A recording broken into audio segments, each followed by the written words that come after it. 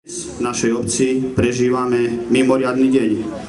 Som presvedčený, že je na najvyššie symbolické, keď v jeden deň sa uskutočnia dve výnimočné podujatia.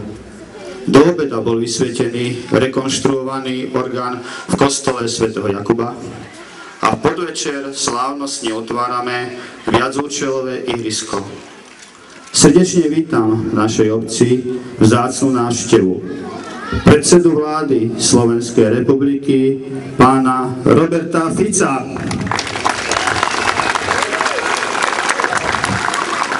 Podpredsedu vlády Slovenskej republiky a ministra vnútra Slovenskej republiky, pána Roberta Kaliňáka.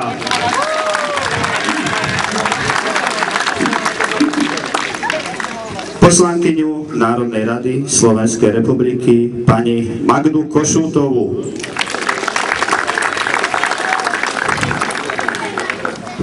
Poslanca Národnej rady Slovenskej republiky, pána Dušana Galisa.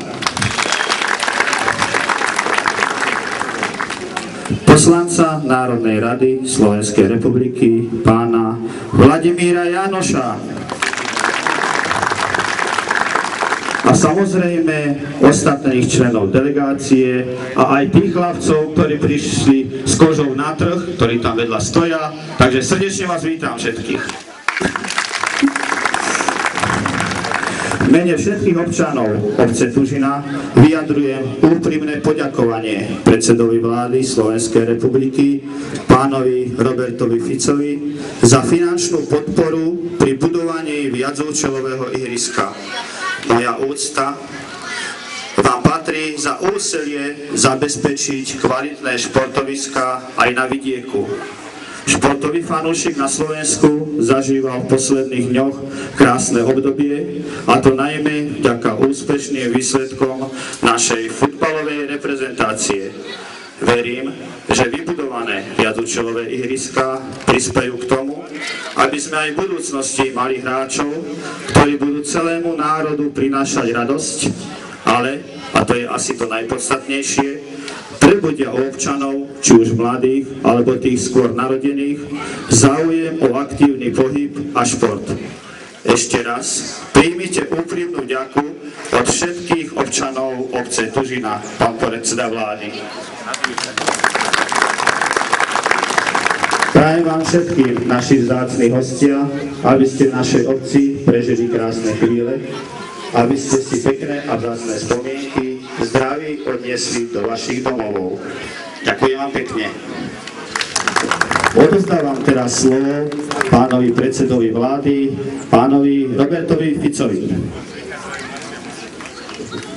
Pán starosta, vážení priatelia, na úvod chcem poďakovať za krásny zážitok z kultúrneho domu.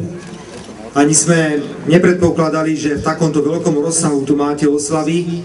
Viem, že to je spojené aj s hodami. Želám vám preto, aby ste si užili sobotu a nedeľu v maximálnej pohode so svojimi priateľmi a známymi, pretože sám pochádzam z dediny od Topolčian a viem, čo hody znamenajú pre obec, ako je vaša. Vážení priatelia, blahoželám vám k tomuto peknému multifunkčnému ihrisku a naozaj potvrdzujem, že z vlády Slovenskej republiky prispievame na podobné ihriská.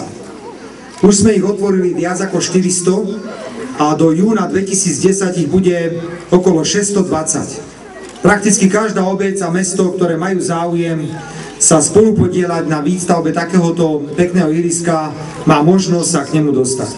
Avšak bez spolupráce obce, starostu, poslancov obecného zastupiteľstva, firiem a sponzorov, ktorí museli pomôcť obci, by výstava takéhoto ihriska nebola možná, preto vás chcem poprosiť o jeden veľký potlesk aj pre pána starostu a jeho ľudí, lebo museli veľa urobiť. Ďakujem pekne. Prosím, berte toto ihrisko ako prejav solidarity štátu voči ľuďom, pretože ľudia urobili pre štát veľmi veľa v posledných rokoch. Teraz je na štáte, aby to vracal postupne všade tam, kde to je možné. A keďže vieme, že vďaka hlbokej hospodárskej kríze sa nedarí finančne ani mestám a obciam, rozvinuli sme tento program a budeme v ňom pokračovať aj nasledujúce roky. Želám všetkým, ktorí majú radi šport, aby si toto ihrisko užili, pretože má obrovskú výhodu. Dá sa tu hrať aj keď prší, a keďže je tu umelé osvetlenie, dá sa tu hrať aj vo večerných hodinách, čo mimoriadne rozširuje možnosti pre deti, ale aj ľudí, ktorí sú už v strednom alebo vyššom veku a ktorí si chcú zahrať futbal. Vidím, že môžete hrať basketbal, možno aj hádzanú, prípadne ďalšie športy, ktoré sa hrajú na takomto povrchu. Blahoželám, užite si ihrisko do sítosti. Chcem ešte raz poďakovať za nádherné privítanie, ktoré sa nám dostalo tu u vás vo vašej obci. A je pre mňa potešením, že aj s ďalšími mojimi kolegami z parlamentu, z vlády, ale aj známymi futbalistami, je tu Miloš Glonek, je tu Laco Petráš, Dušan Galis, takí známi futbalisti, ďalej bývalí futbalisti, ktorí hrávali za Prievidzu, určite ich mnohých poznáte podľa tvári. Dúfam, že aj tento športový zážitok bude takým malým príspevkom k vašim oslavám, či už v súvislosti s hodami, alebo s vysvetením zrekonštruovaného orgánu vo vašej obci. Pán starosta, ďakujem a tešíme sa na športové zápolenie.